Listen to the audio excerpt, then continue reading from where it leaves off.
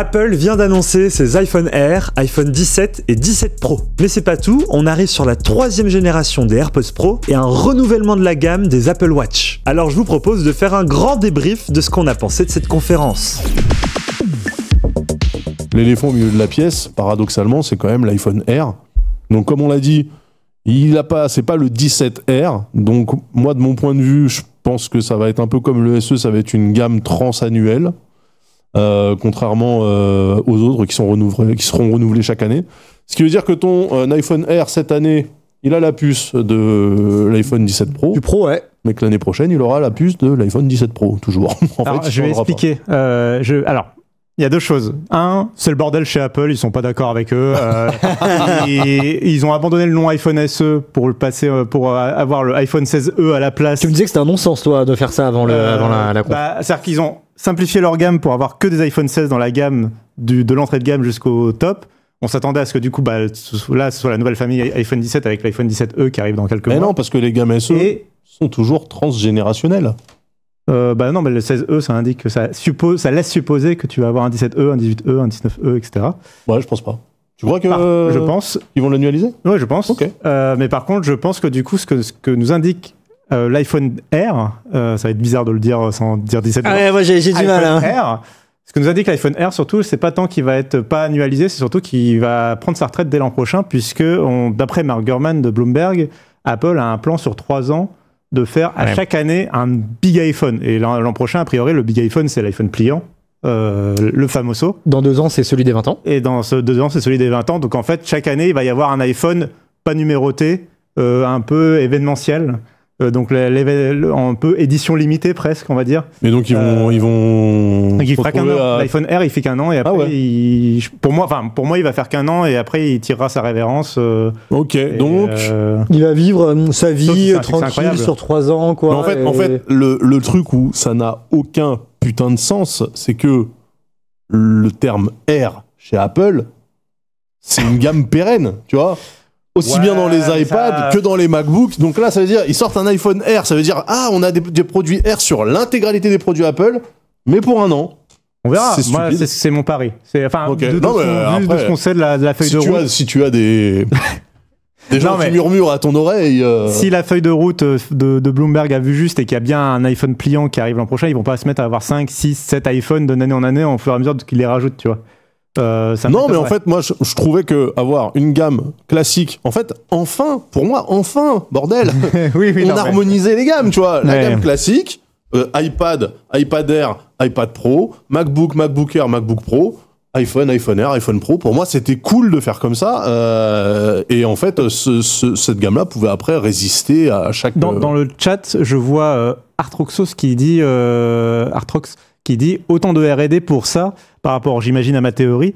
Toute la R&D qui a été dans l'iPhone Air, pour moi, elle va être réutilisée après dans pour les pliants, bien sûr, maintenir la finesse, tout ça. C'est des trucs qui vont de toute façon, je pense que l'iPhone Air préfigure ce que sera le design en termes de finesse, en tout cas des iPhones classiques dans quelques années, c'est sûr. Ou du modèle anniversaire 20 ans dans 2 ans. Un autre potentiellement. Par exemple, un autre détail dans le côté préfigure, justement, c'est ce que je vérifiais sur mon téléphone pendant que vous étiez en train de parler quand je suis arrivé. L'iPhone 17 Pro n'a bien pas le nouveau modem d'Apple, ce qui était déjà attendu dans les rumeurs, mais ce qui est confirmé, j'ai regardé les caractéristiques techniques. Il a la puce Apple N1, qui est la nouvelle puce Wi-Fi d'Apple, qu'ils ont tout juste dévoilé, là, qui est tout nouveau. Et le C1X, là, il est où? Mais le puce C1X, c'est que dans l'iPhone Air. Ils l'ont pas dans l'iPhone 17, ni dans l'iPhone 17. C'est quoi, c'est le modem, hein? C'est le modem, parce que Apple n'est pas en capacité, pour le moment, encore de produire à si grande échelle que ça. Donc, pour l'instant, leur propre modem, ils l'ont dans l'iPhone 16e, qu'ils ont introduit en début d'année, un peu pour le bêta-tester, quoi. Et là, ils le renouvellent déjà avec le C1X, qui est dans l'iPhone Air, mais ils le mettent que dans ce téléphone. Moi, je suis curieux. Le reste reste chez Qualcomm pour l'instant. Je suis curieux de... TSMC ou Qualcomm? C'est Qualcomm qui fabrique? Qualcomm. Ok. Je suis curieux quand même de voir quel shift va s'opérer au niveau des consommateurs, du public en fait. Parce qu'on sait que les gens prenaient le Pro, non pas parce qu'ils avaient des besoins de Pro, mais parce que c'était un achat statutaire. Là, le Pro, du coup... Il est très statutaire, mais d'un autre côté, maintenant, en statutaire, t'as le R qui est ultra cool, super fin. Si t'es un peu dans le marketing ou la communication, t'as peut-être envie d'avoir le R. Je me demande si on va pas observer, en fait, une baisse de vente des pros au profit du R. On nous demande c'est quoi un modem. Ouais. C'est quoi un modem sur un iPhone? C'est la puce qui est chargée tout simplement de capter la 4G, le réseau la 5G, cellulaire, la 2G, votre numéro de mobile, qui va s'occuper du coup de la carte SIM et du coup de la gestion de la eSIM en l'occurrence pour l'iPhone Air. Tous ces éléments-là, c'est le modem qui s'en occupe avec les antennes qui sont dans le téléphone. Et historiquement, chez Apple, sauf exception, c'est Qualcomm qui s'occupe des modems parce que Qualcomm, c'est les seuls à savoir faire des modems d'aussi bonne qualité partout dans le monde, qui suivent bien toutes les normes qu'il faut, où chaque opérateur a des réseaux différents partout dans chaque pays. Et ça fait plusieurs années que Apple rêve d'avoir son propre modem puisque c'est la Ils grande... y travaillaient fort. Mais ils l'ont fait pour le 16E. Oui, voilà, justement. Et il se dit d'ailleurs qu'il grand, est très bien optimisé, qu'en termes d'efficience énergétique, c'est très très bien fait. Mais du coup, Apple poursuit dans cette philosophie-là de maîtrise totale du hardware et du logiciel et de tout internaliser au possible. Je vois les chers Nirao et Geronimo. Faites-vous des bisous là. Ils s'embrouillent depuis tout à l'heure dans le chat. Faites-vous des bisous. Il y a quelqu'un qui a dit combat d'infirme dans le chat. Mais faites-vous des bisous quand même. Ce qu'on peut noter, c'est que pour la première fois depuis de très nombreuses années, il n'y a strictement, en termes de design, aucune différence entre les deux iPhones de base.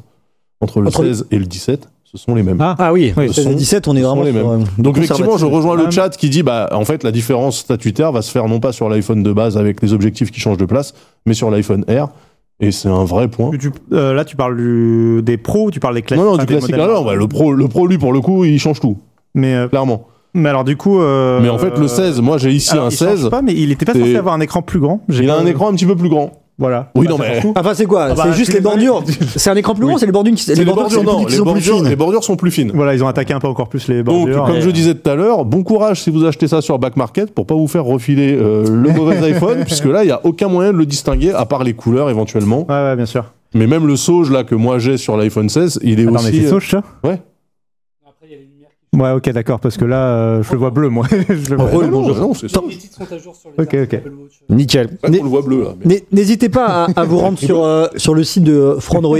Tous les articles ont été publiés, c'est ça les gars. Bravo, déjà GG à vous, vous avez géré. Hein. Tu vas pas dire que Cassim m'a bien aidé sur l'Apple Watch. Ouais, c'était. Ça a été, ça va là. Ça a été. Ouais. C'est toujours speed. Ouais, c'est speed. Oui, ils enchaînent et il n'y a pas de replay. Tu peux pas revenir en arrière dans la vidéo. Tu peux pas revenir en arrière. Enfin, le problème, c'est qu'on est obligé de tout noter et surtout de pas louper une information parce qu'on peut prendre les captures en même temps et ensuite d'écrire parce que si tu écris, tu fais pas forcément attention ou au visuel ou à ce qui est dit. Pourquoi vous enregistrez pas la conf, les gars? Juste, sur des MacBook Air, de toute façon, il te faut un écran séparé. Enfin, oui, non, mais c'est une galère. En vrai, l'avantage, c'est que là, pour le coup, non, mais Apple le propose derrière, de toute façon. Donc, après, elle est en replay, sauf que si on publie après. Oui, là, c'est la course. C'est toujours la course. On nous demande, question d'intervenant, si vous deviez choisir un modèle pro, quelle couleur auriez-vous choisi? Je pense que nous, on a notre réponse là. On avait beaucoup aimé le cuivre terracotta. Le orange est cool là. Ouais, le cuivre terracotta, là, il était vraiment beau. Geoffroy, je voulais avoir ton avis un peu. Est-ce que tu as pu suivre un peu l'annonce de l'iPhone Air? Les iPhones, j'ai vraiment. J'étais en charrette. Donc, et surtout l'iPhone Air, c'est le premier qui a été présenté de mémoire. Ah non, c'est le deuxième. C'est le deuxième, Ils les ont fait dans l'ordre parce qu'effectivement, on nous posait la question dans le chat. Effectivement, il n'y a plus d'iPhone Plus. C'est une des annonces de la soirée. Chaque année, en fait, Apple depuis plusieurs années galère à vendre ces 4 modèles d'iPhone. En général, il n'y en a que 3 sur 4 qui se vendent. Historiquement, c'était les mini qui se vendaient pas, puis les plus ne se vendaient pas plus. Justement, c'était à chaque fois un peu le parent pauvre. Et donc là, ils tentent.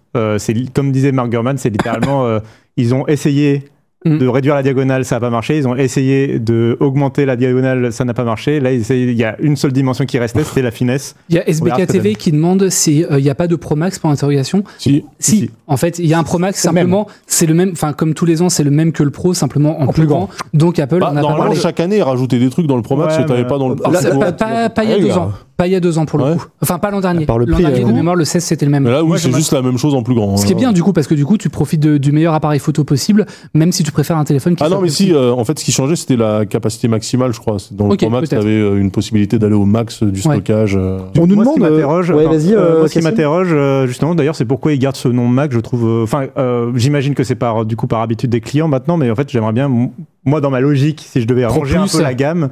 Ce serait non, Apple juste Pro, et comme un MacBook, tu choisis ta diagonale en magasin. Ou comme une Apple Watch. Apple Watch, ils disent pas l'Apple Watch série 11 Max pour la version 46 mm. C'est vrai. Voilà.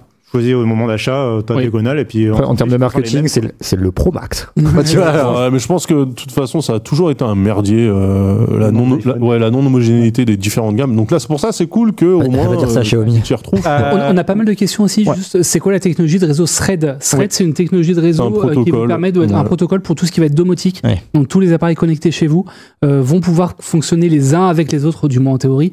Typiquement si vous avez des lampes Philips Hue, ça pourra fonctionner facilement avec un autre appareil compatible Thread, y compris chez Apple, même donc un Apple, comment ça s'appelle, un HomePod, et sans même passer par un hub qui va centraliser tout ça et faire dialoguer. Là, pour le coup, les deux appareils pourront dialoguer directement entre eux. Pour éviter d'avoir à tout changer dès que vous changez de téléphone. Il y a un truc moi qui m'a quand même interpellé.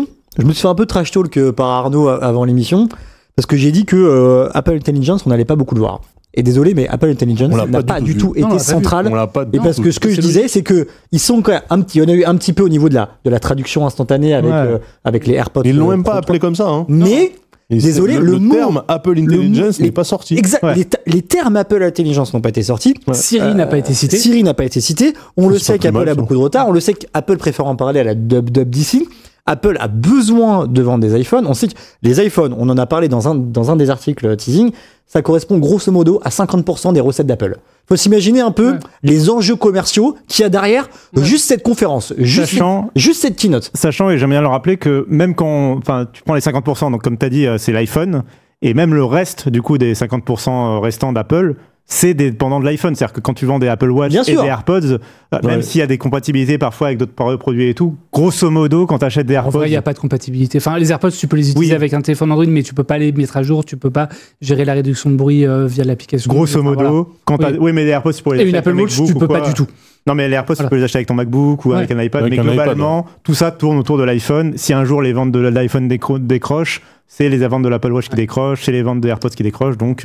Pas d'annonce pour le AirTags 2, et effectivement, j'ai été très surpris parce que tout début de la conf, le premier appareil qu'on voit d'Apple, dans la vidéo de présentation qu'ils ont balancé au tout début, c'était des AirTags. Non, c'est pas le premier. C'était le premier. Ils faisaient des délires, c'était un cercle, après c'est un rectangle. Mais en l'occurrence, on voyait un AirTag. Ils ont montré tous les trucs qui étaient circulaires dans leur design. Et après, ils ont fait tous les rectangles au coin arrondi, c'était les touches de clavier, les machins, les applications. C'est un iPhone circulaire. Bah non, je pense que c'était pour le bloc optique. Une Apple Watch circulaire, j'aurais été ravi. C'était pour le bloc optique de l'iPhone Pro, en fait, du 17 Pro, tu vois. Mais c'était un petit gimmick. iOS 26 est censé sortir le lundi 15 septembre 2025, parce qu'on nous a posé la question plusieurs fois dans le chat. Donc pas trop d'Apple Intelligence quand même. C'est quelque chose qui a été vraiment mis sous le tapis. En même temps, ils veulent vendre des iPhones. Après, on se rappelle que le launch d'Apple Intelligence, bon déjà, on le sait, Apple est toujours en retard par rapport à la concurrence sur l'intelligence artificielle. Après, le souci qu'il y a eu aussi, c'est, rappelez-vous, il fallait que le truc soit compliant avec les règles européennes. Donc, en fait, ils l'ont présenté et lancé aux États-Unis, mais en Europe, ils ont attendu je sais pas combien de temps pour qu'au final, ça arrive en catimini. Ça marche pas de ouf, clairement. C'est pas, en tout cas, c'est pas au niveau de ce que propose Google ou Samsung. Donc, je pense que là, ils en parlent pas trop. À mon avis, ils sont en train de turbiner derrière, et puis on le reverra popper au mois de juin l'année prochaine, quoi. Oui, je sais, j'ai bien oublié ce que j'ai. Apple Intelligence, ça fausse bonne idée. Ils ont fait un review. C'était iOS 26. Voilà, les gens avaient hâte d'avoir iOS 26 ou iPadOS 26, etc. Je voulais leur dire que, a priori, normalement, si Apple suit bien son planning, dès ce soir, il y a la release qui est en bêta. C'est la release finale qui est disponible en bêta. Liquid Glass avec le 26 ou pas? Ouais. Justement, pour rebondir sur ce que demande Flosy99 sur le score de sommeil, qui est l'une des grosses nouveautés annoncées par Apple, qui n'avait pas été annoncée sur WatchOS 26 à la WWDC. Il y a deux choses, le score de sommeil d'une part et la détection d'hypertension artérielle. Est-ce que ça arrivera sur les anciennes montres Apple? Ça n'a pas été indiqué. Je pense en tout cas, ils n'ont pas oui. dit que c'était une nouvelle puce. Et là, pour le c'est coup... pas une nouvelle puce, donc je pense que ce sera proposé. Ouais. Donc c'est-à-dire que c'est quoi? C'est logiciel? Pour moi, c'est une mise à jour logicielle. C'est du soft. En l'occurrence, oui, surtout que le score de sommeil, c'est vraiment en mode... c'est un algorithme. Donc l'algorithme, il peut être généré... c'est le téléphone qui peut s'en occuper. Ouais, mais t'as aucun intérêt à le déployer sur les anciennes générations s'il faut vendre une nouvelle génération. C'est pas la politique d'Apple, ça. Okay. Apple, pour le coup, met bien à jour ses montres. Généralement, les seules fois où elles sont pas, où il y a des fonctions qui manquent, c'est que justement le hardware, au niveau hardware, le hardware tient pas le truc. Apple continue encore à mettre à jour ses Apple Watch série 6, qui profitent des mêmes fonctionnalités que les Apple Watch série 10. Ce qui aussi pousse les gens à ne pas renouveler leur Apple Watch tous les ans, et heureusement. Et si on revenait un peu, Geoffroy, c'était parti tout à l'heure, on n'avait pas eu le temps de boucler les sujets, les deux annonces Apple Watch et AirPods Pro 3. Ouais. On est plus sur des évolutions que des révolutions, j'ai l'impression. On met à jour la gamme sans la bouleverser. Qu'est-ce que t'en penses? C'est décevant? C'était attendu? Alors, la 5G, je pense qu'on s'en fout. Typiquement, la 5G qui va arriver sur les Apple, je fais le tour en même temps des nouveautés. Ouais, t'inquiète. La 5G qui arrive sur les Apple Watch, je pense qu'on s'en fout un peu parce que typiquement qu'elle soit 4G ou 5G, sachant que la connectivité, sur le téléphone, on s'en fout déjà. Donc la connectivité, elle va vous servir grosso modo sur une Apple Watch à deux trucs. Ça va être mettre à jour, enfin évidemment il y a les appels téléphoniques si jamais vous avez une montre comme ça, mais ça va être surtout pour la mise à jour des applications. Que ce soit la 4G ou la 5G, ça changera pas grand-chose.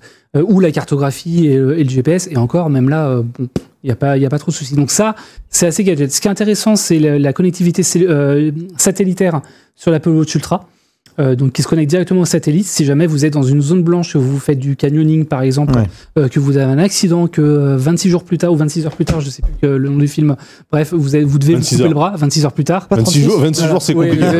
26 ans. Que vous devez vous couper le bras, etc. Là, on peut être content d'avoir une montre. On peut être content d'avoir une montre qui justement va permettre de vous localiser précisément et d'envoyer une alerte au secours. Ça, c'est une nouveauté. Ça, c'est une nouveauté chez Apple. Ce qui est drôle, c'est que Garmin a annoncé la même fonctionnalité la semaine dernière et Google a annoncé la même fonctionnalité il y a un mois. Donc là, on a les trois gros constructeurs, Samsung ne le propose pas encore, qui proposent justement les données satellitaires qui vont permettre d'envoyer des messages, en l'occurrence chez Apple, ou justement, d'envoyer des SMS ou des messages d'urgence. Donc, c'est beau ce que tu dis avec l'histoire du gars qui effectivement s'était broyé le bras et a dû le couper. 127 heures qu'on a dit. 127 heures. Mais ça veut dire que s'il avait eu une Apple Watch, il aurait peut-être gardé son bras, le mec. Oui. Après, il avait ça joue à rien. Le bras était broyé. Bon, d'accord. Oui, mais alors, imagine ton Apple Watch, elle est sur le bras droit. T'es niqué, hein? Mais non, Ceramic Shield. Ah oui, c'est ça, elle est hyper résistante. Donc ça je trouve ça plutôt intéressant. Ça reste quand même un usage plutôt de niche parce que encore faut-il faire de la randonnée en zone blanche, etc. Là, 4G ou 5G, a priori, ça suffira pour la plupart du temps. Rappelle-toi le petit laïus en début de conf sur tous les gens qui si vous n'avez pas une Apple Watch, vous allez mourir. C'est ça la logique. Et puis vous êtes des meurtriers si vous offrez pas une Apple Watch à votre famille. Vous êtes des meurtriers. Comment te rendre coupable de quelque chose que tu ne fais pas, tu sais. Blague à part, moi, ce que je trouve le plus intéressant, c'est les deux fonctionnalités logicielles qui ont été intégrées sur les différentes Apple Watch, aussi bien pour le score de sommeil. C'est un gros truc qui manquait à Apple, qui va permettre justement d'avoir un vrai score qui soit holistique et qui va permettre justement d'avoir une donnée, pas seulement est-ce que j'ai dormi tel nombre d'heures en sommeil profond, paradoxal ou léger, ou combien d'heures j'ai dormi. On s'en fout, parce que je veux savoir si c'est bien ou pas. Et si ton sommeil est de bonne qualité, tu veux dire? Ouais.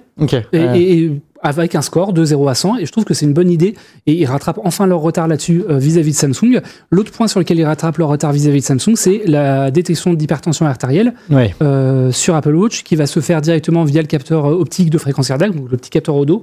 Il n'y a pas besoin de faire d'électrocardiogramme. Et ça, pareil, Samsung le propose depuis bien longtemps sur ses Galaxy Watch, et Apple le propose enfin. Alors, on ne pourra pas avoir une mesure avec les données, alors je ne suis pas hyper au point, mais diastolique, et je sais plus quoi, systolique. Vous êtes chaud. Donc on aura juste une mesure une détection des cas d'hypertension artérielle. Mais je trouve ça intéressant justement, et ça approfondit enfin l'arsenal santé d'Apple. Ça veut dire qu'on n'est pas non plus sur des nouveautés qui bouleversent le marché, c'est déjà des choses qui existaient, c'est un retard qui est rattrapé finalement par rapport à la concurrence. Apple n'invente pas grand-chose sur les montres, pour moi ils ont un peu de retard, mais c'est vrai qu'ils ont tendance quand même à faire les choses quand elles sont bien poussées. Un truc qu'on attend par exemple depuis des années et qui arrivera un jour parce qu'on se doute qu'Apple travaille dessus, Samsung a déjà annoncé travailler dessus, c'est l'analyse du taux de sucre dans le sang, et évidemment pour les diabétiques, c'est ça pour les personnes diabétiques notamment, mais potentiellement un usage pour les sportifs aussi qui vont faire du trail, du marathon, pour savoir s'ils ont besoin de se ravitailler. Ça peut être hyper intéressant. Simplement pour le coup, ça prend encore du temps et c'est pas encore disponible, mais on se doute qu'Apple travaille dessus. On en pense quoi de la traduction instantanée sur les nouveaux AirPods? Toi, t'avais très peur sur le moment d'As, tu disais oh là là, j'ai peur du temps de latence. Nous, c'est Arnaud qui disait ça. Moi, je trouve que ce genre de truc, pour moi, c'est comme le GPS, la géolocalisation en temps réel. C'est un truc qui va devenir absolument classique. dans les usages dans un avenir assez proche, et on finira par oublier la prouesse technologique que ça représente, tu vois. Ouais. Je pense que ce truc-là, pour le coup, pour moi, c'est un vrai game changer. Ok. Pouvoir comprendre les gens à l'étranger, où que tu sois... La barrière de la langue est complètement c'est un truc de fou, en fait. Moi, je suis bête, mais je comprends toujours pas pourquoi c'est une nouveauté des AirPods et pas une nouveauté de l'iPhone. Enfin, je comprends pas pourquoi. Je suis d'accord. Parce que c'est juste des écouteurs sans fil. Google le propose depuis très longtemps sur ses Pixel Buds. Samsung le propose depuis très longtemps sur ses Galaxy Buds aussi. Ouais, mais donc c'est parce que pour moi, c'est au niveau de tes écouteurs que tu captes la voix de ton interlocuteur. Le oui, téléphone, mais ensuite ça renvoie sur l'iPhone. Ouais. Non, là, la traduction quand t'es en AirPod, le gars qui te parle, c'est traduit directement en audio dans tes oreilles. Et si ton AirPod, ton iPhone est à genre 20 mètres, est-ce que ça fonctionne quand même? Genre hors de portée Bluetooth? Je sais pas. Dans ce cas-là, t'as pas tes AirPods dans tes oreilles. Mais non, mais d'où le fait que ça ne sert à rien est-ce que c'est fait en local sur les AirPods ou est-ce que c'est fait Non, mais en fait, c'est le micro déporté. Parce qu'en fait, moi, mon téléphone, quand j'ai mes AirPods, mon téléphone est dans ma poche. J'ai pas envie de le sortir quand quelqu'un me parle. En fait, ce que je veux dire, c'est que l'iPhone devrait servir de processeur de traduction. Ah, mais c'est le cas. Voilà. Donc, il y a pas. C'est juste que la captation. Ah! Pourquoi les quoi, t'as dit, Cassim? Pourquoi les AirPods Ah oui, ça pourrait servir avec tous les AirPods. Ou les AirPods 3, oui. Peut-être que c'est une question de voice-over, tu vois, de mix audio, j'en sais rien, ouais, pourquoi. Le casque d'Apple à 500 balles, par exemple. Oui, ça serait pratique, ça. Oui. Donc c'est oui, c'est sûr que c'est l'iPhone qui processe. Effectivement, du coup, on peut se poser la question de pourquoi est-ce que tous les AirPods sont pas compatibles. Ouais, c'est une intégration logicielle. Et la réponse va évidemment être que il faut bien en vendre. Mais si ça se trouve, attends, si ça se trouve. Non, mais il y a peut-être du processing qui est fait sur les écouteurs, hein, je sais pas. Bah non, parce qu'en plus, c'est le même chip que les AirPods Pro 2. Il n'y a pas de nouvelle puce sur les écouteurs. C'est le même. Donc en termes de processing, je vois pas ce qui change par rapport à avant. À minima, il devrait au moins pouvoir le faire sur ceux de l'année dernière. Bah oui, peut-être qu'il y aura une mise à jour, hein, parce que Apple a quand même mis à jour pas mal ses AirPods Pro 2, notamment justement avec l'aide auditive. Là, il y a quelqu'un qui dit. Peut-être que ça arrivera en vrai, Shake, pour te rassurer dans le chat par exemple. Ça arrivera peut-être. Oui. Mais ça n'a pas été annoncé pour l'instant. Ça peut faire partie des rebonds qu'on aura demain. On aura peut-être plus d'infos sur les mises à jour logicielles de certaines fonctions. Très sincèrement, pour moi, sur les AirPods Pro qui sont présentés, la traduction instantanée, là, temps réel, machin, ça reste quand même la feature où tu fais ah ouais quand même, tu vois. T'es en salon et tout. S'ils proposent ça dans les autres, il y a strictement aucun intérêt. À part le capteur qualité audio et réduction de bruit, capteur de fréquence cardiaque, c'est quand même trois de fréquence cardiaque. Et la réduction de bruit et la qualité audio. Ah oui, c'est vrai que c'est ce que j'attends le plus, la réduction de bruit. Ouais, moi, ça réduction de bruit. Pas suffisante sur les AirPods Pro 2. Alors que là, elle est 4 fois mieux. Alors qu'elle est censée. Non, 2 fois meilleure. Ou alors 4 fois meilleure que les 1. Ou alors cette traduction instantanée, tu la présentes pas comme une feature inhérente aux nouveaux écouteurs, mais comme une feature logicielle qui arrive sur toute la gamme. En mode, regardez, maintenant il y a de la traduction instantanée, c'est pour tout le monde, tu vois. Et là, tu vends un truc un peu global pour le grand public sur un large panel d'utilisateurs. Et tu vois, ça montre que, je sais pas, ça va un peu plus. Ouais, mais d'un autre côté, rappelle-toi que pour Apple Intelligence tel qu'il l'avait présenté l'année dernière, c'est-à-dire ça résume la météo et ça vous donne ça vous donne des informations que vous n'avez pas sollicitées, c'était réservé aux seuls iPhone 15 Pro. Tu segmentes pour vendre. Donc là, il y a une segmentation. Après, parce qu'il y avait un processeur différent aussi. Oui, mais enfin bon.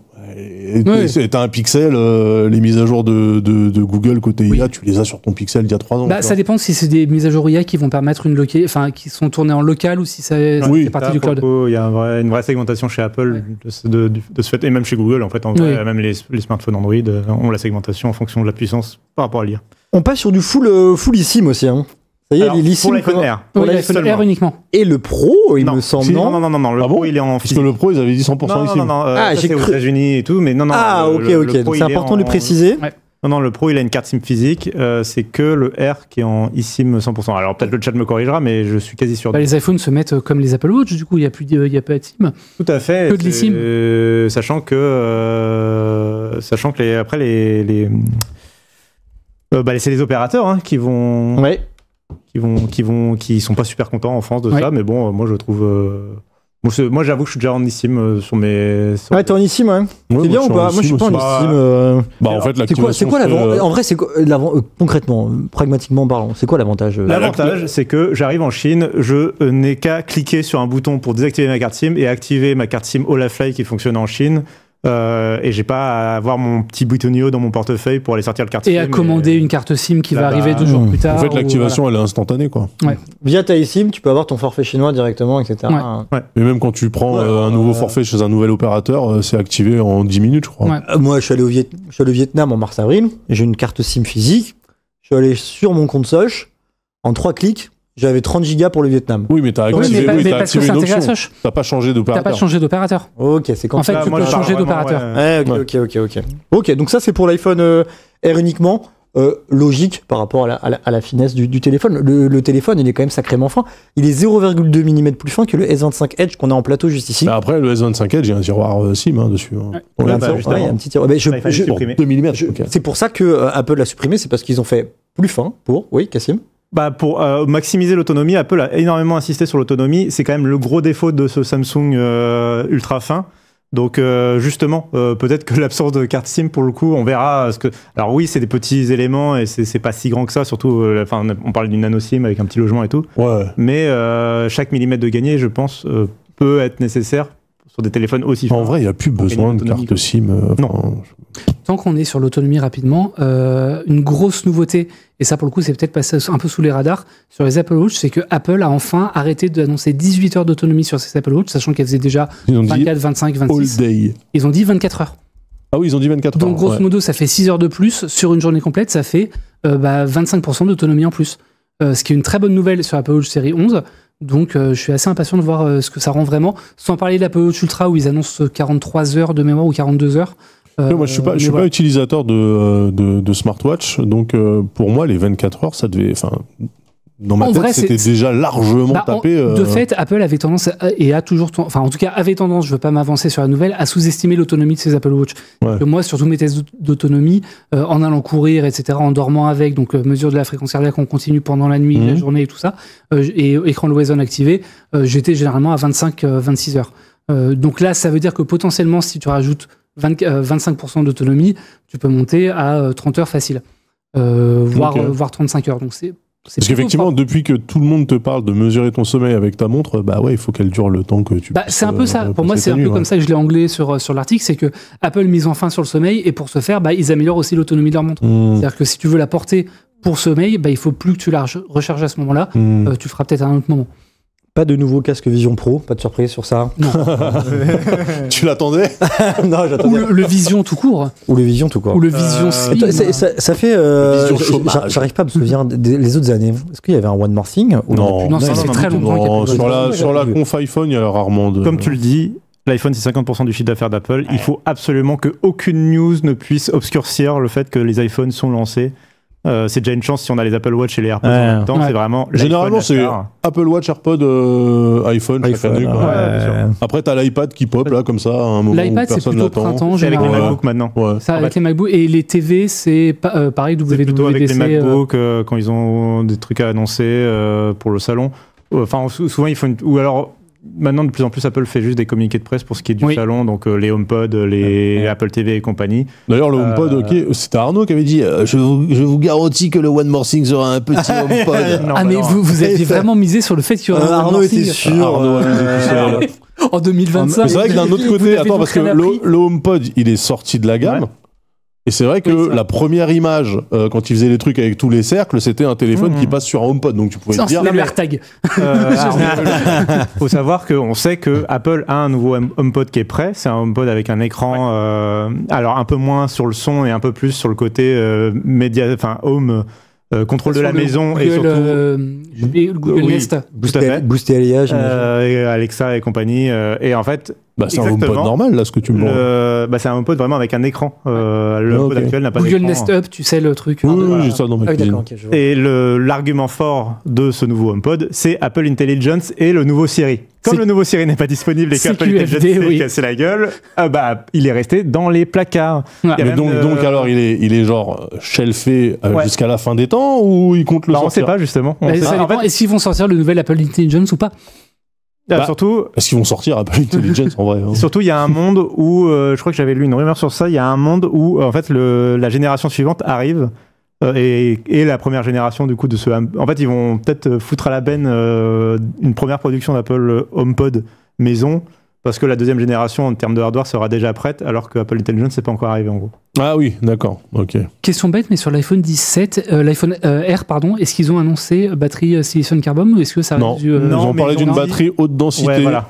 Donc moi je pense que ça... Il n'y a pas eu carbone, mais... Par contre, non, ce qui est... Apple dit jamais le nom des technologies qu'ils utilisent, machin. Non, mais par contre, ce qui est intéressant, par contre, c'est qu'ils ont quand même évoqué un mode de consommation intelligent dédié à l'iPhone R. Ok. Alors c'est une nouveauté d'iOS 26. Ah ouais, parce que là ils l'ont présenté. iPhone 16, moi. Ah ouais. C'est quoi, c'est comme ce qu'on a chez Huawei, Xiaomi, etc. Ça va killer les apps qui sont dans la fin depuis trop longtemps. J'ai l'option. C'est de la gestion intelligente. En temps réel, mode d'alimentation adaptative. Oui, voilà, c'est ça. Lorsque l'utilisation de la batterie est plus élevée que d'habitude, l'iPhone peut prolonger l'autonomie de la batterie en ajustant les performances, par exemple en diminuant la luminosité de l'écran, en permettant à certaines activités de s'exécuter plus lentement. Ok. Ou en activant ce qui est très drôle, parce que j'étais persuadé que c'était juste le cas quand tu mets ton truc en mode économie d'énergie, en fait. Alors, quand tu mets le truc en économie d'énergie, là, il se force vraiment full patate de tout mettre à zéro. Et, voilà. Et là, ça va le faire automatiquement. Truc un peu plus dynamique et un peu plus intermédiaire. Et avant en fonction de l'autonomie que tu as aussi, etc. Voilà. C'est-à-dire que ça va pas le faire si tu as 80% de batterie. Oui, mais enfin bon. J'avoue que moi je l'ai activé, du coup dès que j'ai eu iOS 26 je l'ai activé et t'as même maintenant une option qui n'était pas le cas dans les premières bêtas qui te permet d'être notifié quand ce truc s'active. Pour l'instant j'ai pas eu la notification donc je sais pas. Mais si on prend un peu de hauteur sur cette conf là, c'est un cru comment là, on est plutôt déçus, on est plutôt hypé, on est un peu des deux. C'est quand même alors, le problème, c'est que chaque année, les gens viennent et en fait, c'est presque une fascination morbide, tu vois. Les gens se forcent à regarder le truc pour en sortir en étant déçus. Bon. Surtout chez nous. Surtout, ouais. Non, mais ce que je veux dire, c'est que c'est habituel chez le public. Il n'y a pas beaucoup de conférences qui nous arrivent. Google, c'est mais en fait, pire. Quand on regarde le truc, sur le cru des iPhones, ok, l'iPhone 17 reprend stricto sensu le design de l'iPhone 16, certes, mais il est moins cher avec le double de stockage par rapport à l'année dernière. Ensuite, on a un iPhone Air qui est un nouveau modèle et un iPhone Pro qui bouscule aussi les codes esthétiques puisque clairement le design c'est quelque chose qu'on n'avait pas vu avant. Donc rien que ça déjà tu te dis d'un point de vue fourné d'iPhone on est quand même pas mal, tu vois. Ouais. Et sur les watch en vrai il y a des nouveautés sympas hein. Ouais. J'en parlais tout à l'heure de la meilleure autonomie. La connectivité sur la Ultra, enfin l'Apple Watch SE, l'Apple Watch SE, a un énorme gap. L'Apple Watch SE, elle est basée sur laquelle en fait? En autonomie? Alors, elle est basée sur la série 8. Un mix entre série 7 et série 10 en gros. Donc série 8 ou 9 quoi. Ouais. Mais effectivement, l'Apple Watch SE, elle avait jusqu'à présent pas de SPO2. Là, j'imagine qu'elle doit l'avoir. Elle a le capteur de température. Capteur de température. Elle a le capteur elle a l'affichage Always On, ce qu'il n'y avait pas jusqu'à présent. Alors, c'est pas incroyable parce que comme toutes les Apple Watch SE, la SE3, elle est basée sur les anciennes générations d'Apple Watch. Ouais. Donc, il n'y a rien d'innovant là-dessus, mais ça reste une mise à jour qui est intéressante pour un prix qui est 250 balles. 250 €, donc c'est plutôt intéressant. Moi j'ai quand même tendance à... On parle d'Apple, donc Apple Design. Pour moi, c'est simple.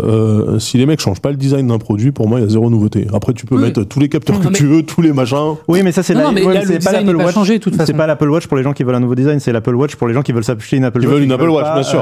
Dépenser 400 balles dans une Apple Watch. Non, mais ce que je veux dire, c'est que du coup, sur le reste de la gamme, tu vois, la série 11, là, on est sur de l'itération bête et méchante. Un truc tout bête, c'est que l'Apple Watch SE, l'Apple Watch SE 2022 avait été beaucoup acheté par des parents pour leurs enfants.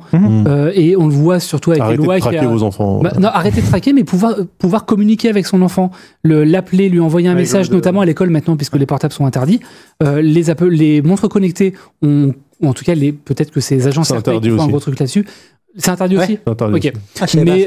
Mais du coup, il y a toujours un attrait. C'est moins grillé que un téléphone. Et ça permet aux parents de filer un objet connecté avec un écran et un moyen de communiquer à un enfant sans lui filer un iPhone ou un smartphone. Oui, alors... Parce qu'il y a le mode parental, etc. Étant daron c'est pour ça que d'une gamine qui rentre en 4ème, si tu lui donnes une Apple Watch... en 4ème, je pense que c'est trop tard. Oui, non, mais évidemment. Non, mais il faut qu'il y ait une... Non, moi, ma fille n'a toujours pas de téléphone. Ok. Tu vois, c'est dur. Ah ouais. Aucun smartphone. Aucun smartphone. Non, elle a un iPad à la maison. Même pas un petit Wiko, quoi. Elle a un iPad à la maison. Je lui avais filé un Nokia de Big Raver et elle me l'achetait à la gueule. C'est nul. Tous mes potes, ils ont des iPhones. J'ai vraiment l'air d'une clodo. Bon, ok. Tant pis, t'auras pas de téléphone. Par contre, l'Apple Watch c'est cool, mais il faut prendre la version cellulaire. Oui, oui, c'est pour ça qu'il la propose en version cellulaire, la SE3. Ouais. Il la propose en version cellulaire. Je me dis, si t'es un parent et que t'achètes ça pour ton gamin, on nous dit GG. C'est plus pour te rassurer toi que servir à ton gamin. En vrai, autant lui foutre un AirTag dans son sac à dos et puis on n'en parle plus, tu vois. Il y avait des grosses rumeurs selon lesquelles, a priori Apple a abandonné, mais potentiellement sur l'Apple Watch SE3, il y aurait eu un nouveau design à l'étude en plastique, justement pour baisser encore le prix, baisser encore le poids et permettre justement de la filer aussi à des gamins à l'école primaire. Ouais. Parce qu'on voit aussi que les montres pour enfants, il y a un espèce de buzz, Fitbit en propose, Google/Fitbit en propose, Garmin en propose, il y a plein de marques chinoises qui en proposent, et Apple, leur solution face à ça, c'est les SE. Les SE ont aussi cette orientation-là. Je me demande s'ils pourraient encore la sortir genre au printemps avec l'iPhone, tu sais, le modèle E justement, peut-être sortir une version plastoc de l'iPhone, de l'Apple Watch SE3. Non, j'en sais rien. Ouais, même un j'en iPhone doute un peu, plastoc, en mode coloris, printemps, allons-y. Un peu, Ouais. voilà. Je pense que les tonnes. Mais non, pour répondre à ta question, Grégoire, sur la conférence, moi je trouve que effectivement, entre les iPhones qui changent vraiment, les Apple Watch plus les AirPods Pro 3, moi je pense que c'est plutôt une bonne itération, même s'il n'y a évidemment rien de révolutionnaire parce qu'on n'est plus là-dedans chez Apple sur les iPhones, sur la conférence de septembre en tout cas. Plus grand-chose en vrai. Oui, voilà, non mais on est dans le marché est mature, hein, là il n'y a plus de disruption. Hein. La dernière grosse nouveauté d'Apple, c'était quand même le Vision Pro. Oui. Qui a fait un flop, hein, donc. Non seulement toutes les gammes de produits qui sont présentées ont des vraies bonnes nouveautés qui me paraissent intéressantes pour le public à chaque fois. Ouais. En plus, il y a des vraies premières avec les nouveaux modems et les nouvelles puces qu'on va voir se généraliser dans les années à venir sur d'autres générations. Donc, je pense que vraiment c'est une bonne année là pour Apple. Je préciserai juste deux choses. Les AirPods Pro a priori est quand même on a été habitué à des renouvellements peu fréquents, mais a priori, il y a déjà un nouveau modèle prévu pour l'an prochain, avec davantage de nouveautés. Et effectivement, tu le faisais remarquer, là, les AirPods Pro 3, ils sont basés sur la même puce que les AirPods Pro 2 qui commencent à dater. Donc, il y a des chances que la nouvelle puce, justement, qui était en rumeur, le design aussi pour l'an prochain. Donc, ça, je mettrai juste un petit bémol là-dessus. Et le deuxième chose, c'est juste que Tim Cook, il avait l'air bien en forme, mais on a l'impression qu'il a bien mangé. Il a bien discuté aussi, je pense. Dernière question, parce que Azarox nous la pose depuis quelques temps, je le vois passer. Question, la caméra avant et arrière en même temps pendant un appel. Ouais. C'est que pour les 17 ou ça sera logiciel, du coup tout le monde en profitera? Je sais pas si on a la réponse à cette question. Je suis pas sûr qu'on ait la réponse, justement, et c'est une bonne question, parce que c'est un vrai retard qu'ont les iPhones sur tous les smartphones Android un peu haut de gamme. Et Samsung notamment. Notamment. On sait très bien que Pépé, c'est aussi pour cette fonctionnalité qu'il a utilisé des Galaxy S pendant très très longtemps. Ah, et totalement. Donc, en fait, je pense que d'un point de vue hardware, il n'y a vraiment pas grand-chose qui empêche nos machines de le faire. Hein. C'est une question de traitement d'image réel du capteur arrière plus du capteur avant. Non, mais je pense qu'en termes de puissance de traitement d'image, je pense qu'on est les iPhones sont capables. On est bon. Je pense aussi. Mais... Quitte à filmer uniquement en Full HD et pas en 4K. Surtout que sur les autres téléphones, on n'a pas la caméra frontale center stage machin truc. Donc bon. Oui, tout à fait.